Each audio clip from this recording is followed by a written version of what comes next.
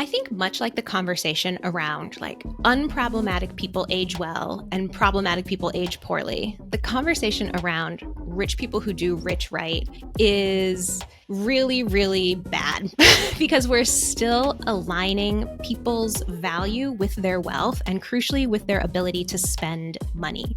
You might find a very wealthy person whose style you like, and you can say, I like the way they dress. And they should pay their fair share in taxes. Hello, everyone, and welcome to our August video essay here on the financial diet, where we are going to be talking about rich people who rich right, aka the very Gen Z / late millennial coded, social media driven perception of wealth as not necessarily being good or bad, but just really defined by who's representing it. Last month, we talked about how we have set up an entire complex here in the United States to help people feel artificially richer than they are. There are many reasons for this, much of which being all the industries that rely on the interest that people are paying on debts that they can't pay off in full at the end of the month. That goes for everything from buy now, pay later apps to credit cards to mortgages to student loans to medical debt and everything in between. But it also serves to make us feel less angry than we probably should about how much our quality of life has declined over the past several decades. It also, as we discussed last month, has a lot to do with the total reversal of the costs of necessities and luxuries.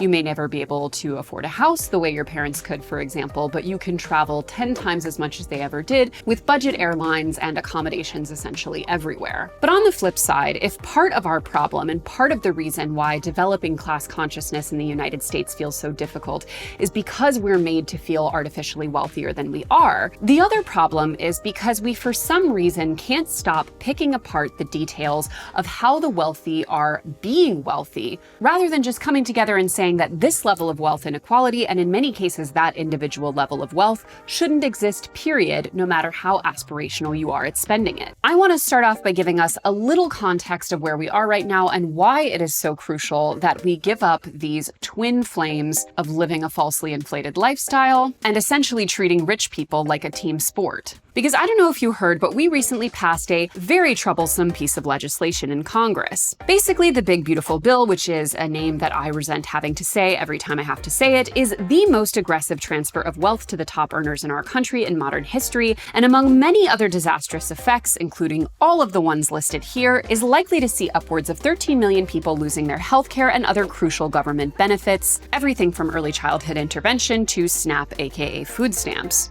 And also, not that this should ever need specifying, especially in a country which is as astoundingly wealthy as ours is, lest we forget California, just as a state alone, is literally the fourth biggest world economy. But the vast majority of people who are receiving these kind of benefits, all of the ones that are largely on the chopping block in this bill, do actually have jobs. They actually work. Since working hard seems to be such an important criteria for some in this country around whether or not you deserve basic humanity. But as we can see from this chart and many others, the wealthy stand to benefit enormously from this bill. And we've already, as indicated by this chart, been on a sharp upward trajectory in terms of wealth accumulating at the very top and exacerbating wealth inequality in America. And if we recently spoke in a previous video essay about the fact that we are rapidly heading toward a new Gilded Age in America, this bill is the clearest possible sign that many, if not most of the people in charge in this country are determined to speed up the process. Because even without this very clear full frontal assault on poverty and the working and middle classes of this country, wealth inequality has been an enormous problem for years and something we should all be very outraged about daily. Here are just a few top-level stats to get you angry. Quote, in 1982, the poorest American listed on the first annual Forbes magazine list of America's richest 400 had a net worth of $240 million in 2024 dollars. The average member of that list had a net worth of $730 million. But in 2024, rich Americans needed a net worth of at least $3.3 billion to enter the Forbes 400, and the average member held a net worth of over $13 billion,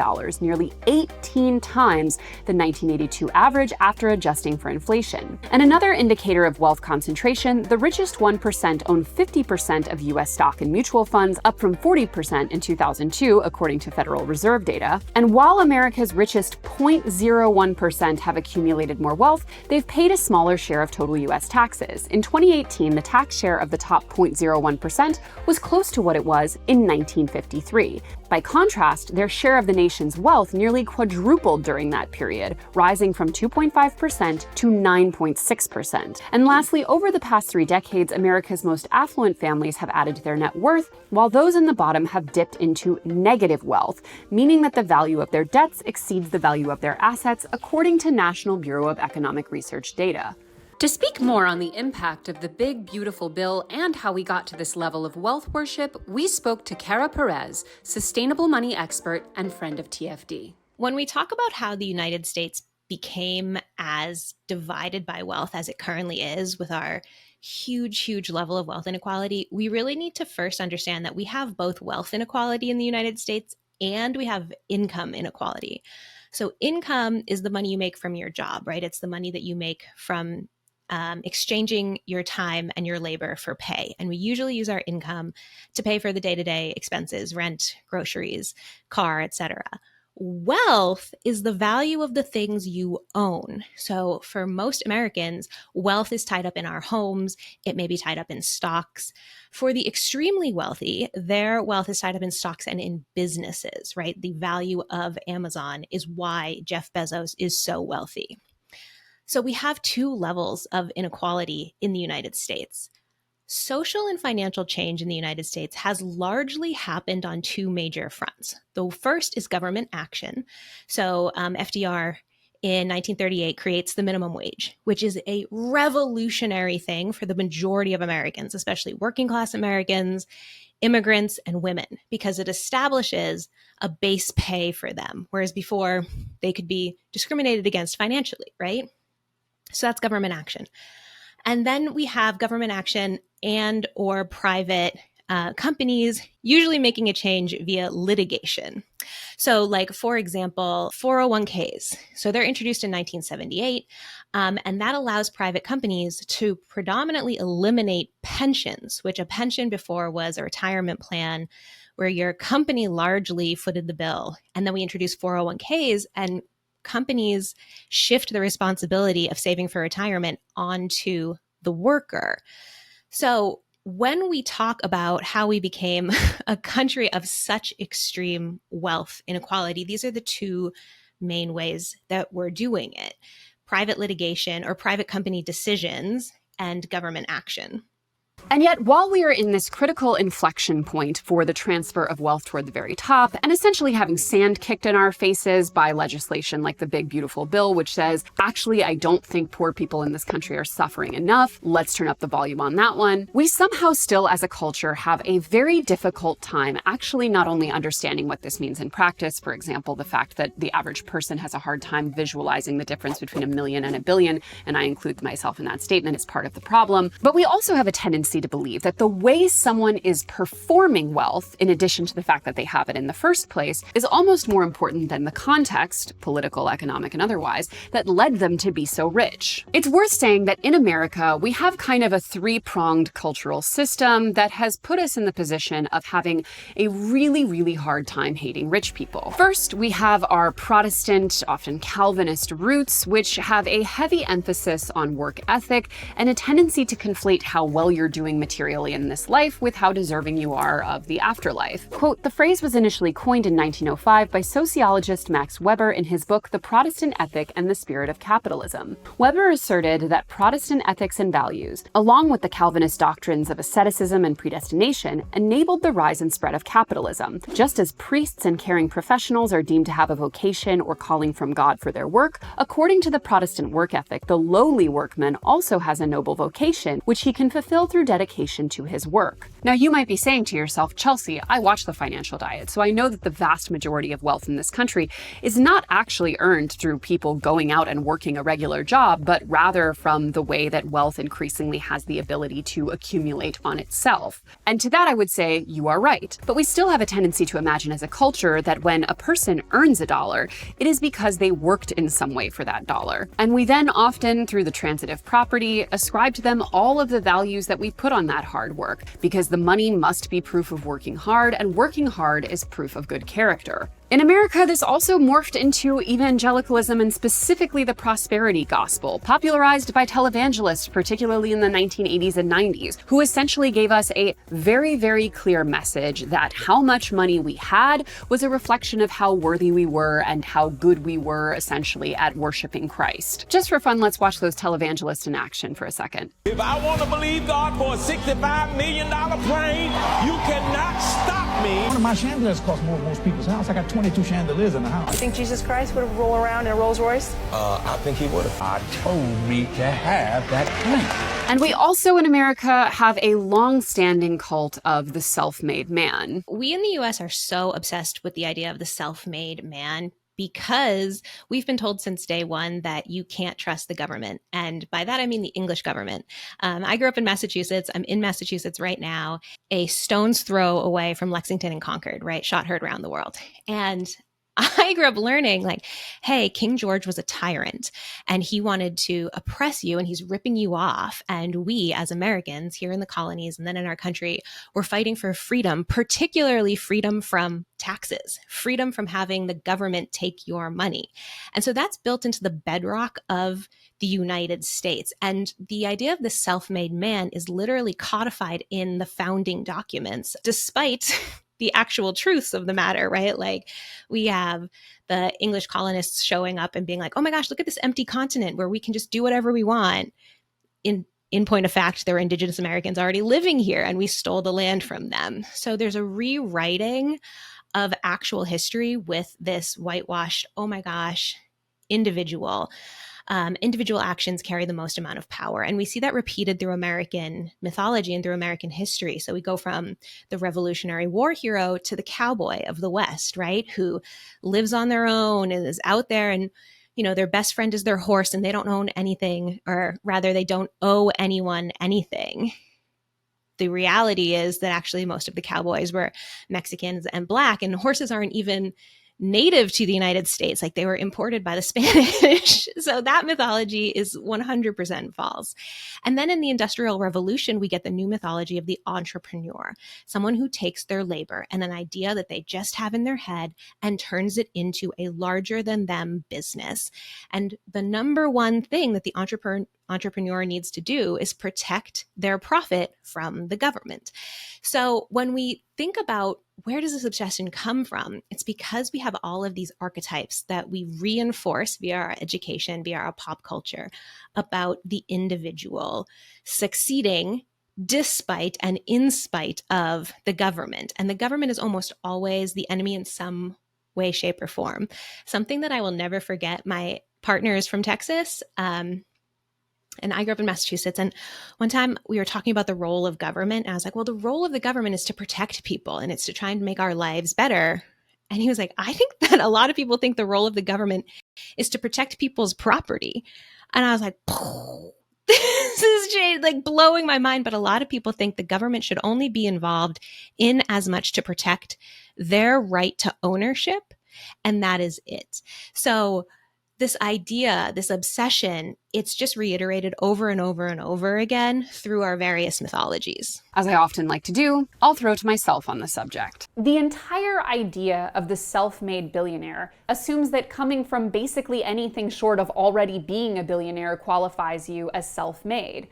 But anyone who's lived in America for more than like a week is aware of the fact that if you grow up in a household where you're inheriting $1 million, or in a household where everything from your education to your basic safety and needs are met without question, to growing up in a condition where you may not have enough food to eat, all basically determine your future in totally different ways. We actually, compared to most European nations, have fairly low class mobility. And on aggregate, most wealth in this country is inherited. But we have such a hard time letting go of this idea that the rich get rich because of their own hard work and ingenuity. And this false notion of class mobility is basically the entire premise of America and Shark Tank, both of which are dear to my heart. But what's perhaps most dangerous about this misconception about wealth, and our refusal to count growing up in privilege as what it actually is that it leads us all to believe that if we just work hard and play it right, we could become billionaires too. It prevents us from advocating for ourselves on a class basis if we're always aspiring to that higher class and imagining that it's just a matter of working harder to get there. So, like it or not, it is very difficult for us to break out of this mentality that assumes that wealthy people are on some level deserving of that wealth and should act as a kind of role model for the rest of us. And you might think that younger generations are starting to move away from this paradigm, and when you look at certain sociological and economic data, that is true. We simply don't have the same blind adherence to capitalism that previous generations did, and especially when you look at Gen Z and how negatively impacted their future prospects have been by this radical decay in our quality of living and our social safety net, it's no wonder that they're no longer drinking the Kool-Aid. But what could be evolving into all-out class consciousness is in some ways being cut off at the pass by this phenomenon of rich people who rich right. Because rather than being critical of wealth inequality generally and extreme wealth in any case, it becomes a sort of case-by-case litmus test of this person is deserving of the money they have or is doing something good with it versus this person isn't. But before we talk about our very current problem, let's take it all the way back to the 1980s with Chapter 1. Are we back in the 80s? The point is, ladies and gentlemen, that greed, for lack of a better word, is good. So there are many ways in which our current moment feels very evocative of the over-the-top excess and rising social conservatism of the 1980s. For one thing, we're experiencing some of the same cultural backlash to progress. The 1980s saw a rejection of feminism, which was starting to become mainstream in the 70s, and from a 1992 Time magazine article about the war on feminism, quote, "In the 1980s, that understanding of the term feminism seemed to disappear. In the decade's dismissive shorthand, feminism came to mean denigrating motherhood, pursuing selfish goals, and wearing a suit. Whereas feminism was hip and fashionable in the 70s, anti-feminism became socially acceptable in the 80s. First the fundamentalist right, then the White House, and ultimately Hollywood, television, and many journalists held feminism responsible for every woe-besetting woman." And if this feels familiar, you might be thinking about all of the anti-woke backlash, or the rejection and total erasure of many of the diversity progresses that were made in the aftermath of 2020, including the massive dismantling of DEI programs, or the rise of things like the trad wife, or the stay-at-home girlfriend, or our current political moment, or the general messaging that we are now supposed to be liberated from all of these progressive achievements, whether that's women's ability to not have children if they don't want to, or a trans person's ability to access medical care, or being able to tell a racist joke on stage as a comedian and keep your career. And the 1980s were also, like now, a period of conservative government rule, tax cuts, and tons of deregulation, much of which we're still feeling the consequences of over 4 decades later. For one example, if you've ever wondered why the US has such an underdeveloped train system compared to comparably wealthy countries, look no further than the Railroad Revitalization and Regulatory Reform Act of 1976, that was a mouthful, and the Staggers Rail Act of 1980. These, quote, made it easier for railroads to abandon passenger service, which had been a financial drain. Many went out of the passenger business. Congress had established Amtrak, a federally subsidized rail corporation intended to provide rail service nationwide, in 1970. Amtrak was supposed to be for profit, but it faced the same problems that railroads had. Passenger service wasn't a moneymaker. Amtrak started service in 1971, but it never made it to many remote and rural areas. Deregulation a few years later meant that railroads no longer had to offer passenger service in addition to freight. Most dropped it and soon pulled up unused tracks. That left rural people without service.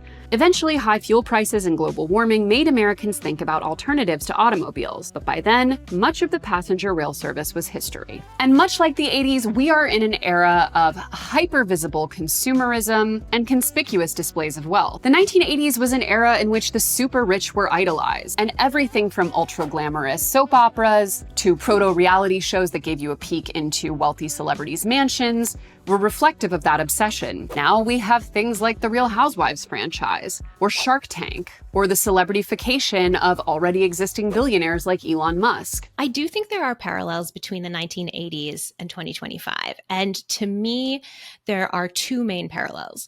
The 80s now are looked on as kind of the decade of excess, right? It's the decade that brought us the phrase greed is good. It is the decade that brought us pop culture in a really explosive kind of manner. And we are now currently living in an age of hyper consumption. So we're also in an age of excess.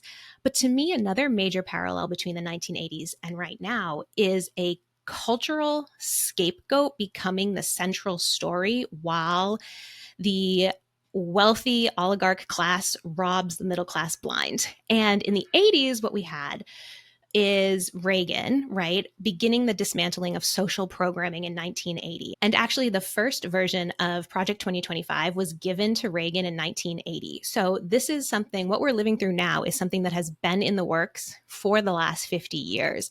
And it starts with the dismantling of social programming that many Americans rely on. In order to distract Americans from that, there was a cultural scapegoat. And in the 1980s, I think it was hip hop and particularly Black men. So hip hop is born in New York City in the 1980s. And then you have groups like Public Enemy and NWA that are Black men talking about the discrimination their communities face, talking about the wealth inequality and the income inequality between white and Black Americans. And immediately their CDs are labeled as, or their records back then are labeled as dangerous, explicit. You know, we get government warnings. Nancy Reagan is on one about how dangerous hip hop is, right? So we made the conversation, hip hop is dangerous. Black men are dangerous in the 80s, while Reagan is robbing everybody blind. And we're having that same conversation today. We just have different scapegoats. Now we have immigrants as the scapegoat and we have the trans community as scapegoats. I mean, the numbers of like actual trans athletes in college, there's like 22 trans athletes in college athletic programs. And the fear mongering around them is bananas. It's absolutely insane. Meanwhile, we just passed legislation that is going to benefit the 1.2 million Americans who make more than $500,000 a year at the expense of the 130 million Americans who make under that. So again, this huge transfer of wealth, this huge robbing from the masses to give to this teeny tiny portion of already extremely wealthy people. And so that to me is the biggest parallel between the two decades. But if we're going to talk about crude and tacky displays of wealth that are very much giving 1980s fever dream, we have to talk about another highlight from this summer, the Bezos wedding, which is also the name of Chapter 2. So in case you missed it, this summer, Jeff Bezos, CEO of Amazon and one of the world's wealthiest men, got married. Congratulations. Also, as my personal friend and great internet follow, Mackenzie, recently pointed out in a video, we do have at least the cold comfort of knowing that Jeff Bezos married a woman only 4 years his junior, when typically in this kind of situation, that man, when he leaves his first wife, is leaving her for a woman roughly half his age. So I guess it's a win for feminism that she was more or less age appropriate. We got to take the wins where we can get them. But according to Reuters, the 3-day wedding celebration in Venice, quote, for around 200 to 250 guests, was expected to cost 40 to 48 million euros, with guests staying in multiple luxury Venetian hotels averaging around $4,000 per night per room. And the event was attended by plenty of celebrities whose lives are plotted by similarly over-the-top displays of wealth, from the Kardashian Jenners to the Kushners to Oprah to fellow mega billionaire Bill Gates, as well as a semi-embarrassed Leonardo DiCaprio trying to hide his face behind a black ball cap. The jig is up, babe. We know you are not a climate warrior. We know you will never be able to date a woman over the age of, well, I guess it's now 26, but, you know, a woman half your age. Be who you are at this point. Lean in, I say. But one thing that has become easier since the 1980s with our ability to more rapidly communicate amongst a very wide population is when we see these radical displays of wealth, which are becoming increasingly common, we are also able to critique them in real time. Because of the protesters, he basically wasted almost $50 million because he canceled the event last minute. All their guests are arriving. Let's get into it. First up, my favorite Roman Polanski apologist, Diane von Furstenberg, is there. I think anyone who went to Jeff Bezos' wedding is a loser. Loser behavior. You want at least one tree per private jet. How many private jets were there? 96? Plant man. Fly 96 jets in. I gave you a ring, I'll give you all of Venice. We'll watch it sing. So why are Amazon workers underpaid again? And it wasn't just limited to people getting off their hot takes on TikTok. There were actually a heartening number of in-person protests, which forced them to make logistical changes to the wedding multiple times, and I hope at least somewhat dampened the experience for the couple and their guests. I mean, at least it seemed to make Leonardo DiCaprio even more embarrassed, which is a win. But here's the thing. Often the criticism of this wealth, even if it is successful in getting people to stop individual actions that display this wealth, like, I don't know, charging chartering like 100 private jets to do a wedding, is pretty limited to those specific acts. It's not necessarily about the money itself, but rather how you're using it, how you're displaying it. Because for as much as there were many rightful critiques about the existence of the wedding itself and the inherently unethical nature of the wealth that provided it, as we can see here, there were also an enormous number of stories that focus pretty much exclusively on how tacky it was. This tendency, by the way, to criticize wealth based on how classy or tacky it appears to be demonstrated, to me very much feels like a strange sister to the people aging unproblematically discourse, wherein your face looks a certain way past a certain age if you're a good enough person. Very like Disney animation coded morality where the princess is pretty and the evil witch has like a crooked nose and a weird mole and stuff. Not a fan of that. But if we're going to talk about judging wealth based on how tacky it is, and not based on the fact that it exists in the first place, we must get to chapter 3, which is the false promise of taste. So when it comes to the kind of wealth that we want to see or are more tolerant of, especially on social media, and as it pertains to this whole concept of riching right, a lot of it boils down to taste. But what does riching right actually mean in practice? So it's not quite clear, depending on the context of what and who we're talking about. It seems to vary quite a bit. But in preparing for this video, I did a bit of a deep dive on the subject on TikTok and Instagram, where often these conversations are happening under the video of a very, very visibly wealthy person. And I think there are a few things that seem to contribute to a more warm reception of a person being extremely visibly wealthy online. Number one, and maybe most noticeably, is being more discreet or old money in their style and spending choices. Now, we've talked about this before on the channel, but the quote-unquote old money, new money dichotomy is often completely inaccurate, if not self-defeating, because let's be very clear that when we think about real old money, none of that would be displayed on social media in the first place. So if you're already on there, you're already sort of on the losing side of that equation. But I think there has actually become a more internet-specific definition of old money, which is usually quite decoupled from what actual generational wealth tends to look like, and we'll talk about that in a bit. But you could basically picture it in practice as wearing more muted colors, more conservative clothing cuts, for women delicate jewelry, blown out shiny hair, speaking in a more quiet voice, engaging in more subtle or respectable activities. Again, none of this really has to do with actual old versus new money if we're thinking about it in real economic terms, but it does sort of aspire to the performance of less demonstrative wealth. I think much like the conversation around like unproblematic people age well and problematic people age poorly, the conversation around rich people who do rich right is really, really bad because we're still aligning people's value with their wealth and crucially with their ability to spend money. So what it does, this conversation around like, oh, this person does rich right and this person does rich wrong, it still perpetuates wealth worship. It still puts amassing money at the center of where we should be directing our admiration. And it perpetuates the social class divide. It perpetuates the wealth divide. It keeps us trapped in this kind of hamster wheel of lusting after wealth. And it also excuses the people that we think are doing rich right from contributing back to the community and the society that has allowed them to amass such wealth in the first place. And that's what I think really gets lost because unfortunately, social media, it's not the best place for a nuanced take. So I made a TikTok a while back talking about Andrew Carnegie. So Andrew Carnegie was a robber baron of the 1800s. If he was alive today, he would be a billionaire many times over. And Andrew Carnegie built 1,600 libraries, free public libraries. They're called the Carnegie Libraries. They're all over the East Coast in particular. Is Andrew Carnegie a good person because he built these libraries? No, in point of fact, Andrew Carnegie was a very terrible person. He routinely killed labor advocates. He routinely had terrible business practices. I mean, he was a very bad person. And him building those libraries doesn't mean he was doing rich right. It doesn't make him a good person. It makes him a person with an absurd amount of money who spent a very small portion of that money on one good thing.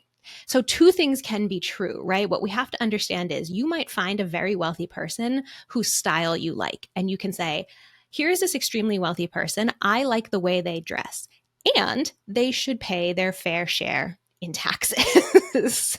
We can have the conversation involving both aspects. Another criteria for riching right appears to be acting humble or seeming humble. That's a very common refrain I saw in comments. And I would personally argue that definitionally, if you are parading extreme wealth on social media on a regular basis to an audience of mostly financially struggling younger people, it is not humble. It is just not humble, period, end of story. But I do think that in practice, similar to the internet-specific definition of old money, the definition of humble wealth here appears to be more about like, you don't seem very stuck up, or like maybe you wouldn't be rude to service staff, or that similar to the old money aesthetic, you speak with a more soft voice, you don't curse. Who is and isn't humble seems to be kind of a constantly moving target, but it is a very common refrain under the videos of people who are being received with more welcome in their wealth by the unwashed poor masses.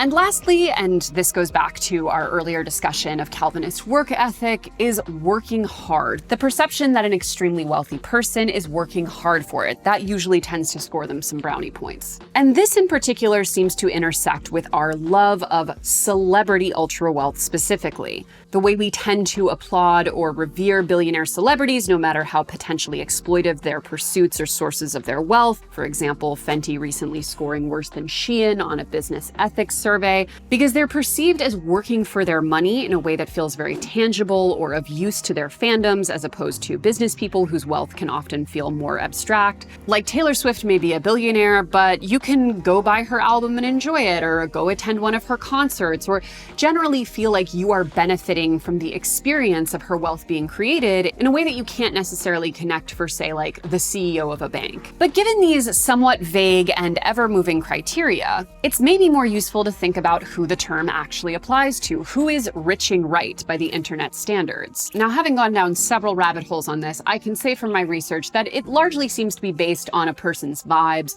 whether or not they already like the person in the case of a very visible celebrity, or other extremely abstract factors. But let's just go through a quick list of highly visible, ultra-wealthy women on social media and whether or not they're generally viewed as riching right, as well as my speculation on why that might be. So first is Becca Bloom. Anytime I do a video on TikTok that is in any way critical of wealth inequality or our obsession with wealth, she's tagged a million times in my comment section because she's probably one of the most visible ultra-wealthy young women on the internet at this point, and she generally seems to be pretty well received by her large audience. If you go to one of her average videos where she's on a mega yacht, eating a luxury breakfast prepared by a private chef, served on Hermes dishes, wearing $100,000 worth of jewelry, talking about her day's plans of docking to go buy more jewelry, many of the top voted comments will be something to the effect of, "I love how humble you are," or "Finally a rich person who rich is right," or "You're so classy."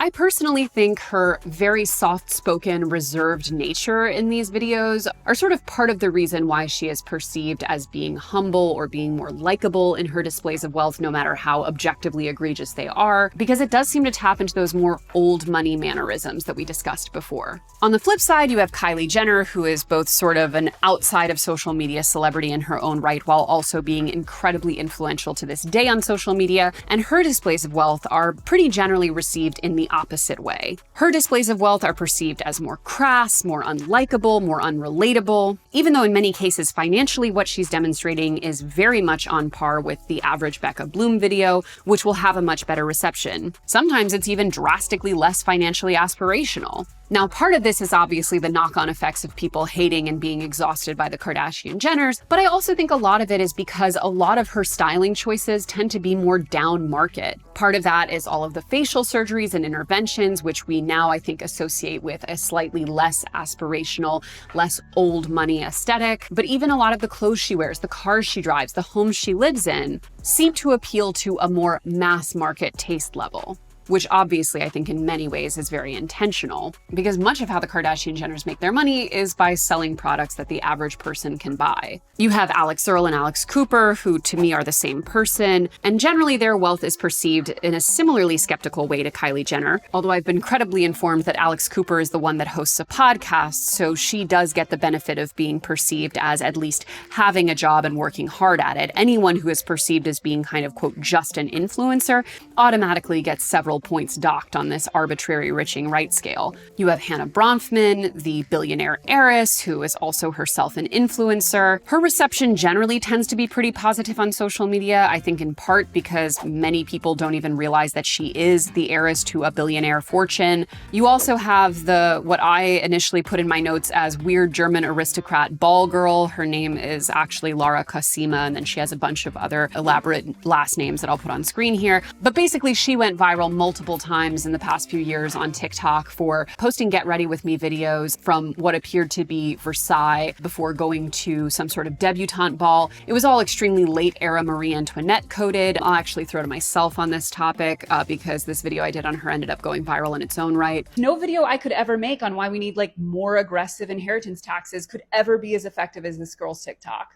Because we have the whole life cycle in real time in front of us, right? Like we have the Get Ready With Me from the set of Amadeus in this custom couture gown for a ball in Vienna. You have the people being like, slay queen, I wish there was even more wealth inequality. Then you have everyone being like, actually, this is blood money and we should not be celebrating its effects. Then you have like the somber YouTuber apology video from like Napoleon's apartment in the Louvre being like, actually guys, this isn't blood money. I deserve to be going to these balls because ball is life. And then you have like all of history TikTok just like descending on that video like a plague of locusts to rip it apart. And of course, any rational person is like, well, this could all be avoided. You're already a literal princess with like untold riches. Why do you need TikTok's approval? Stop posting. But for many people, fame, even like the bottom shelf Costco brand fame that is being on TikTok, is something that money can't buy and that the brain craves. Point being, though, you can take any group of women very visible on social media who are displaying similar levels of wealth, and the reception to that wealth is likely to drastically vary based on several vibes-based criteria. There's also often an interesting dichotomy in how the rich are expected to behave or to use their platforms as it pertains to political issues, because often many of the most beloved wealthy figures online are in part beloved for their total neutrality. They provide a kind of undiluted, apolitical escapism, despite the very existence of their wealth being highly political in and of itself, and the fact that they are in the most privileged potential position to try and effect change. And you may have also noticed that pretty much everyone we've been discussing so far are women. And this is because the concept of riching right is also very often gendered, as it's women's financial performance that gets scrutinized or categorized, even though it's far and away men who actually own most of the wealth in the world. Quote, the world's 2,153 billionaires have more wealth than 4.6 billion people, and the 22 richest men have more wealth than all of the women in Africa put together.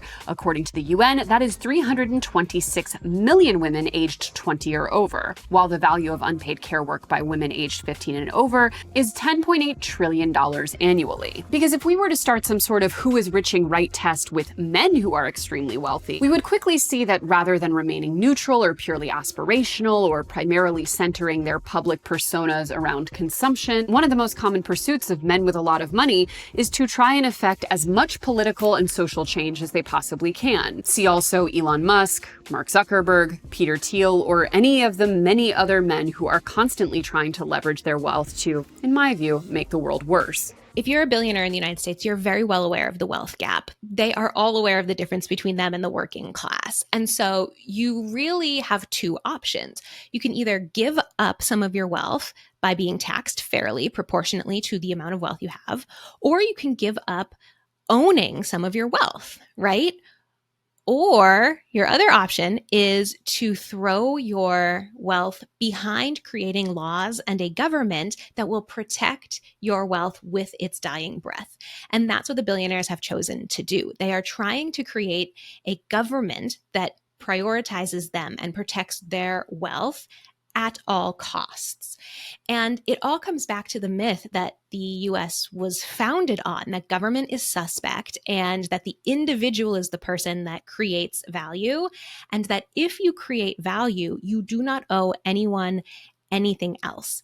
If you ask Jeff Bezos if he's self-made, I'm sure he would say yes, despite the fact that his parents lent him in 2025 dollars $500,000 to start his business. And despite the fact that his prime trucks are using roads that the government built and maintains, right? Or that his workers that he doesn't pay enough are living off of SNAP, a government food program that was just gutted, unfortunately.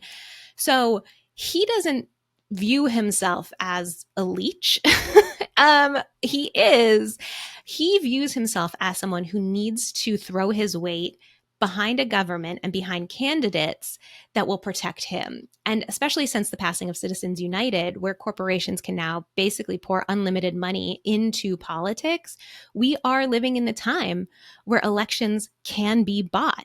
But another interesting layer of this riching right phenomenon, as I see it, is how much of the most visible and therefore often most criticized wealth on the internet is a kind of illusion to begin with. As I mentioned earlier, I would argue that real versus fake rich is actually a much more accurate dichotomy in our current era than new versus old money. And I think that that internet-specific definition of what we imagine as old money is often more referring to real money or sustainable money rather than the short-lived fake versions of wealth that are fairly easy for the average person to produce, especially with all of the tools that we discussed in last month's video. Because while new versus old money has become a huge trend, it is not very good at actually describing socioeconomic or class status. And fake money is also becoming easier for certain people to spot. Calling out people who are fake rich is now so commonplace that there's an entire cottage industry of content around how to tell when people are actually rich or just faking it. And it's also a very popular recurring story in the personal finance world to essentially take a group of rich people or a rich family and point out how, despite earning $500,000 or more, they are somehow still living paycheck to paycheck. I'll again throw to myself on the subject about a recent article that covered just that. Our fascination with people whose financial problems are almost entirely self-imposed, never ceases to amaze me, while of course simultaneously having nothing but judgment for people who dare to be poor. Because yes, there are going to sometimes be people who are very high earners but are still in very stressful financial situations,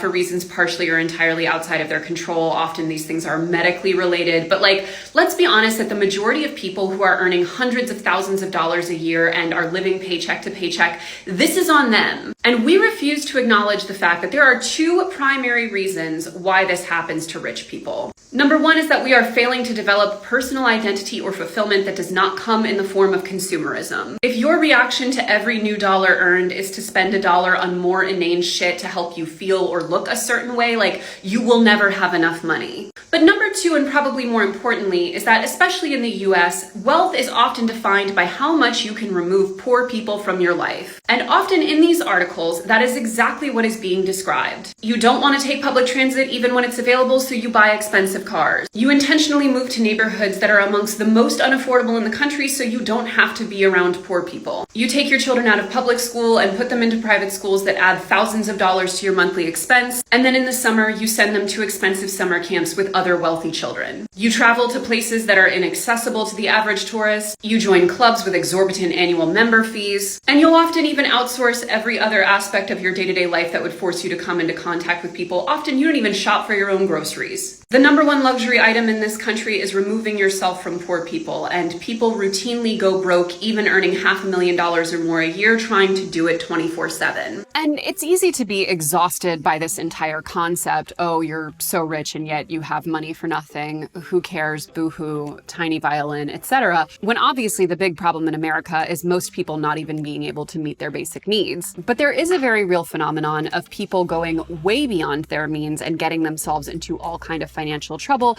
with the specific goal of appearing wealthier than they actually are. There's also the problem of lifestyle inflation, or as it's otherwise referred to, the hedonic treadmill. Quote, hedonic adaptation is an adaptation level phenomenon, a term that describes how humans become insensitive to new stimuli. Therefore, the stimulus needed to create an emotion like happiness or excitement needs to be more intense than the last stimulus in order for someone to feel its effects. Hedonic consumption refers to the practice of people purchasing goods or services for pleasure once their basic needs are already fulfilled. Hedonic value refers to the personal value based on the pleasure derived from something that a person will place on a good or service. For instance, say you purchased a new stationary bike, which you believe will give you pleasure. The bike provides you with enjoyment, hedonic value, but over time you become accustomed to it. One day you realize it no longer brings you any additional enjoyment at all, and you feel like you did before you even purchased the bike. This is hedonic adaptation. This hedonic treadmill is a pretty good explanation why why, for many of us, consumerism, especially as driven by social media, which is constantly removing any kind of friction before purchasing something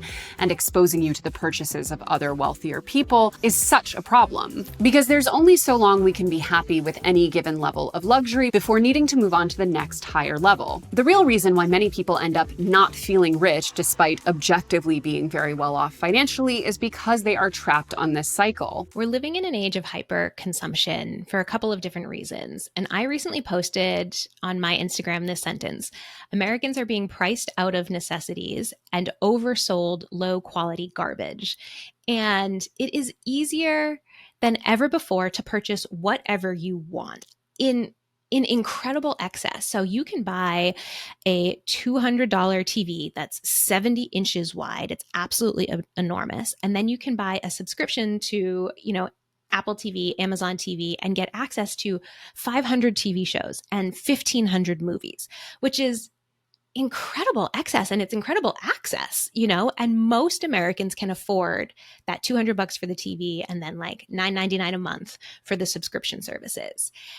And increasingly, things like homeownership, things like healthcare, period, let alone good healthcare, and things like a stable retirement are out of reach for most Americans. So if you have a spare $100, $200 a month, buying a house, saving enough money to buy a house in this market, it's not really realistic for you. However, you can go spend that $100 at Temu and get 40 pieces of clothing. And as the things that are promised to us in the American dream get further and further away, this overconsumption is given to us as a way to kind of appease us and try to keep us like ignoring, again, that wealth transfer and that sort of robbery from the working and middle class towards the upper class. And this mindset gets exacerbated because you can hop on social media and Kylie Jenner herself will give you a tour of her closet where she's pointing out her $20,000 purses that she has 30 of. Like you can watch Jeff Bezos rent out a city to get married in. And that starts planting this thing in our head that says like, if they have it, I should have some version of it, right? Like they're not inherently more deserving than me. Like, why should I have to go without if they're not going without? And that's somewhat true. Like that's a fair question to ask, I think. And you might not be able to rent out Venice to get married, but you can finance a $90,000 truck and pay $700 a month, right? And that is going to make you feel like Jeff Bezos's peer to an extent. And when we look at who is perceived as riching right versus not, often it is tied up to that lack of subtlety or discretion. Because the more unsubtle, more striving demonstrations of wealth, constantly buying new designer clothes, mountains of shopping bags and boxes, new cars, flashy watches, all of these feel like very visible symbols of the hedonic treadmill that other less wealthy people are constantly finding themselves on. Especially with the prevalence of being able to finance things, as many people in the middle class and beyond do, as well as the overwhelming amount of dupes and counterfeits for any given luxury product. A certain kind of striving wealth to us automatically invokes that very fake, superficial kind of wealth, which brings us to our next chapter, the real markers of wealth. While we believe that we might be making subtle distinctions between what kind of money is more or less acceptable or palatable, we're often still determining between variations of consumerism. A Loro Piana shirt might be more discreet than a Fendi shirt. The label might not be as visible. It may only be recognizable to a smaller, more elite group of people. But ultimately, the only differences there are aesthetic,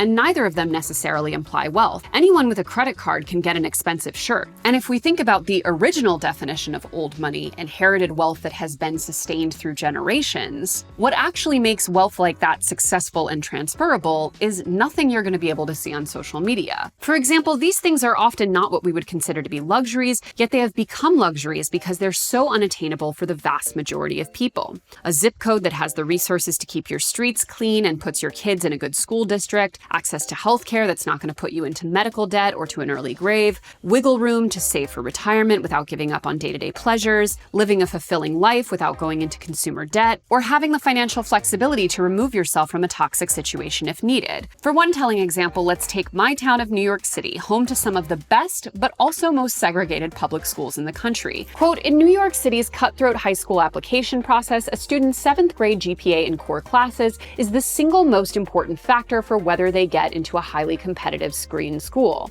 The district puts students into tiers based on that GPA, but these tiers also frequently overlap with students' race, family income, disability status, housing situation, and fluency in English, according to new Education Department data obtained by Chalkbeat.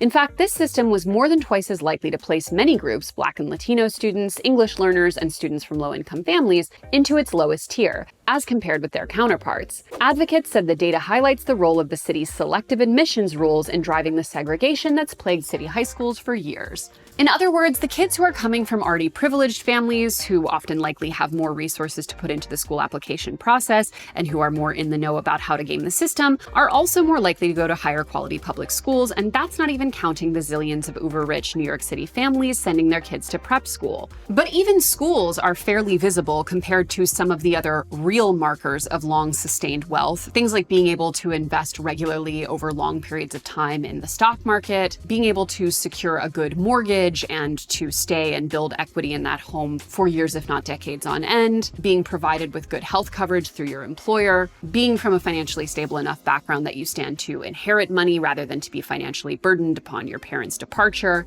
and many other things that simply do not make it onto social media. And it's also worth noting that because so many of these necessities are now considered luxuries, are totally unaffordable to the average person, it is often those luxuries that end up getting most picked apart. For example, while many of the people who are riching right on social media, while basically any amount of spending on their part will be received in an aspirational way, go onto an average video of a young person eating fast food, and half the comments will be about how did you even afford this? A suburban upper middle class mother living in an overall normal single family home will be constantly facing down accusations of being ultra wealthy. Part of this is just the narcissism of small differences, or the desire to nitpick things that are much closer to our daily experience. But it's worth noting that a lot of the time, the wealth that gets most acutely criticized on social media is essentially the poorest kind.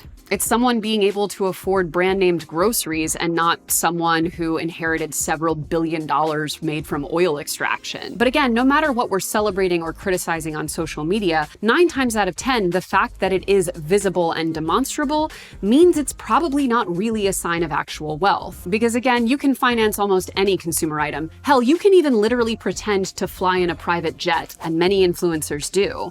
But real old money is something you can't see. Which brings me to my last chapter, the fact that all of this, at the end of the day, is a distraction. I want to say that it is understandable that many of us feel very out of control politically. It feels like no matter what happens, who we vote for, the choices we make, our quality of life as lower working middle class to even upper middle class people is going to continue to decline. And I want to say that that is not in your head. Quote, the Social Progress Index, which considers itself the most comprehensive measure of a country's social and economic performance, independent of economic factors, determined that out of 163 countries, only the United States, Brazil, and Hungary had slid backward over the past decade. And though the declines were small, the US saw the largest reduction in terms of overall score. The United States declined both in absolute terms and relative to its wealthy world power peers, ranking just 28th in social progress, according to the index, which measures quality of life in areas such as personal safety, health and wellness, environmental quality, personal freedom and choice, and inclusiveness. That's a 12-spot drop from when the full index was first published in 2014, when the US came in at number 16.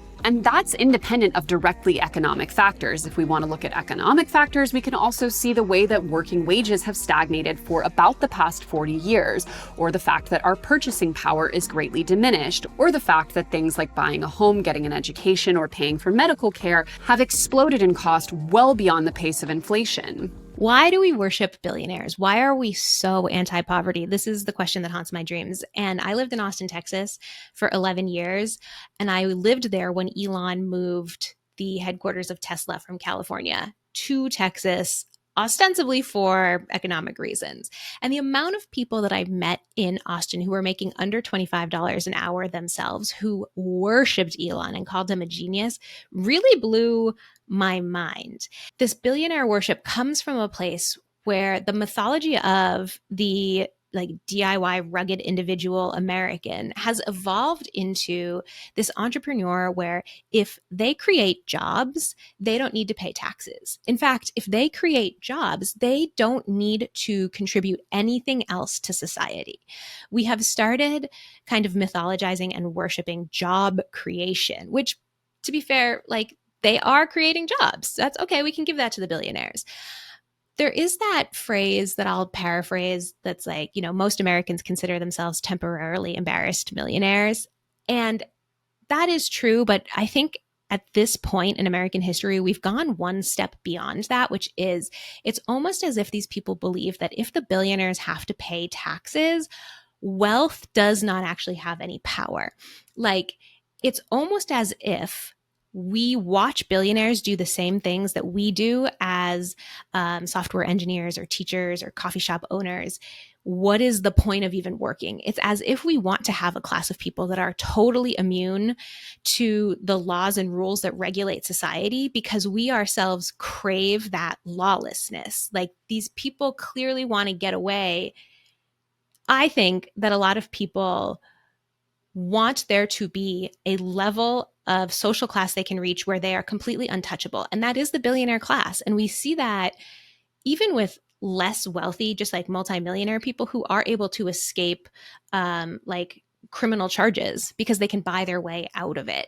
And so it's almost like the new American dream is to become lawless. We also work harder, longer hours, and are more productive than we've ever been. And yet the average worker sees increasingly fewer benefits from that, while almost all of the profits go to executives and shareholders. And this is partially why I always mention in my iPhone videos that it's not just as simple as blaming one political party or the other, and that we all need to take accountability for the fact that our political and economic quality of life has been declining for quite some time, kind of irrespective of who's in power. This is not to say that everyone is the same and it doesn't make a difference, but it is to say that almost none of the options we're presented with are ever really meaningfully doing anything to address wealth inequality and all of the knock-on effects, because if we know one thing about extreme wealth inequality, it's that it destabilizes societies. Because it's so difficult to live in the US in so many ways right now, because it's so hard to see where your tax dollars go in a way that benefits the average American, I really think that we have created this feedback loop of, I hate the government doesn't do anything, so we should starve the government of our taxes and resources and our support because the government doesn't do anything. And so that continues to perpetuate the myth of the rugged individualist, right? Like, you should do for yourself and you should protect your earnings and your profit from the government because the government is fundamentally useless. Like, big picture, I'm like fascinated by that, but I also think that's very dangerous because it leads to electing these people who are doing things like defunding healthcare. I'm sure defunding Social Security is on the chopping block. We're not even a year in, babes, So this idea of the government is so useless, it really is embedded in American identity. And I do think it's only growing stronger. And that is something that really kind of fascinates and concerns me when it comes to how the average American is thinking about economics and money. So in the absence of any kind of political empowerment or feeling that we can change things on a macro scale, often our response becomes making micro judgments on the various expressions of wealth we see, treating billionaires like team sports. Who do you like and who don't you? Who is deserving of making decisions about my future through their political influence versus who do I not want doing that? Which celebrity do I endorse making $1 billion+ versus which one doesn't deserve their money? Who on social media is performing wealth in an acceptable, aspirational way versus who is being tacky with it? Because as much as we want to pretend otherwise, even when we're getting a little bit woke on critiquing capitalism generally or being exhausted with wealth inequality, our analysis of money in America is still very heavily tied up with its performance. Who is and isn't behaving in the way that we want to see with their resources. In the end, it doesn't really matter who is rich and right because as it pertains to wealth inequality, past a certain point of wealth, there literally is no way to accumulate it in an ethical or sustainable way for a society. And whether you are generating or inheriting it, you can't do it without a certain level of exploitation. But even if there were ways to amass massive amounts of wealth ethically and sustainably, when we talk about who is rich and right, 9 times out of 10, we're talking about the performance of consumerism. And we're not even addressing actual wealth. We're just addressing what they buy and how they buy it. So whether someone is speaking in a really quiet tone of voice and wearing a very conservative, understated outfit with nice blown out hair, or they're riding around in a Maserati and head-to-toe Dolce & Gabbana with 15 shopping bags in the back of the car, it's all micro variations on the same problem. And until we move past this sort of purgatorial halfway point where we kind of judge the wealthy, we unfortunately might never be free. I'll see you next month.